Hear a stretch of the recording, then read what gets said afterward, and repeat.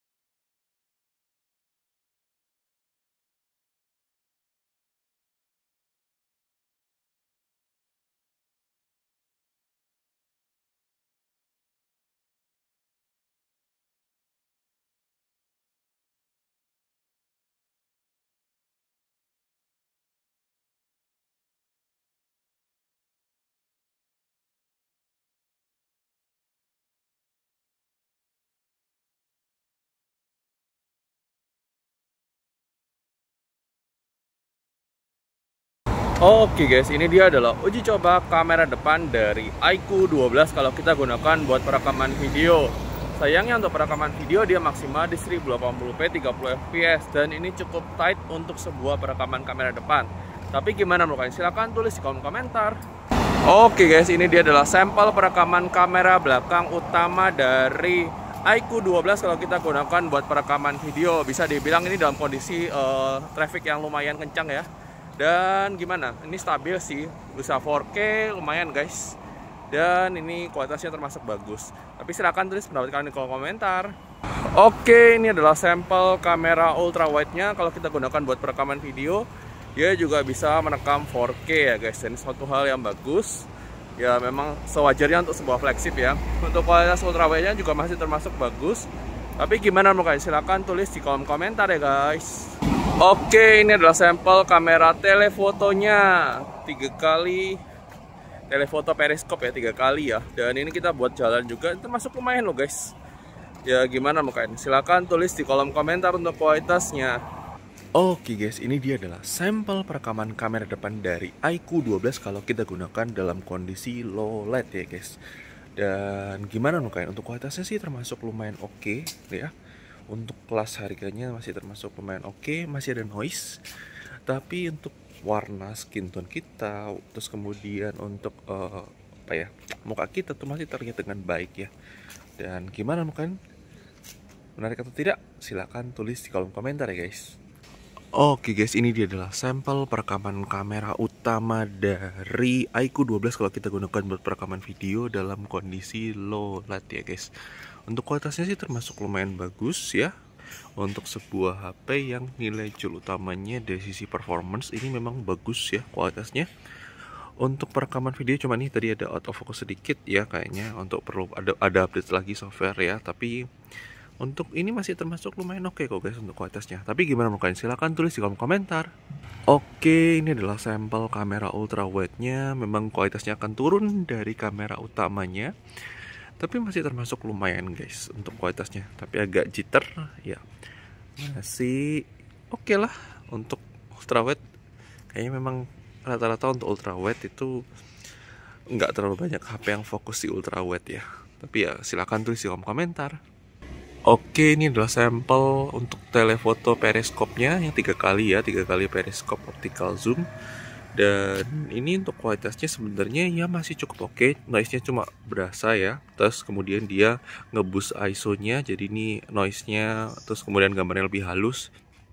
Ya masih bisa dimaklumin untuk sebuah HP. Dan ini kita juga bisa lihatin kepada kalian bulan. Sorry, agak goyang tadi. Ini kita bisa zoom lagi sampai 10 kali digital zoom ya. Terus kita balikin lagi ke 3 kali. Kita bisa switch lagi ke kamera utama, bisa switch ke kamera ultrawide dalam perekaman sekaligus. Ini sebagai contoh doang, 3 kali.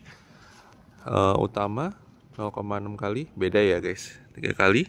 Ya, kurang lebih seperti itu. Silahkan tulis di kolom komentar. Kemudian lanjut dari sektor layar sendiri, HP ini menggunakan layar AMOLED resolusi 1,5K refresh rate 144 Hz.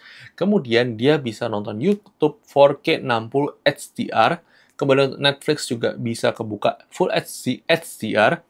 Dan itu sudah aman banget buat dipakai sehari-hari. Dipakai buat nonton juga aman, dipakai buat scrolling juga aman. Kita tidak ada komplain dari sisi layarnya, bezelnya juga termasuk tipis ya guys. Dan termasuk sangat menarik banget untuk kelas harganya. Kemudian dari sektor speaker, HP ini dibekali dual speaker yang menurut kita termasuk bagus. Kalian bisa dengarkan untuk sampel audio speakernya setelah ini ya guys.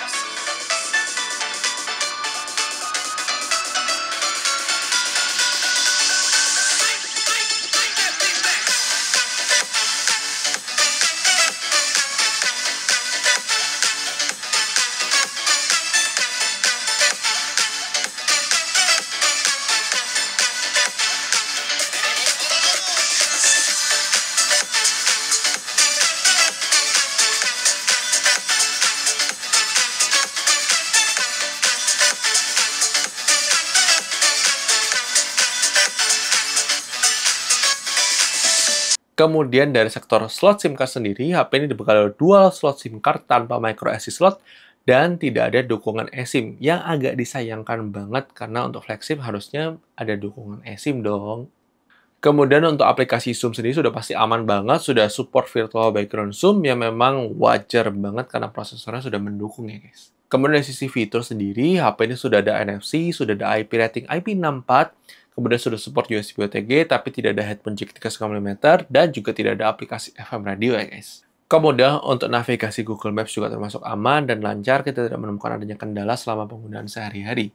Kemudian untuk fitur AI yang general seperti Object Eraser itu sudah tersedia di iQOO 12 ini ya guys. Kesimpulannya, bahkan di akhir 2024, 1 tahun kemudian ini adalah HP yang masih sangat-sangat kencang banget.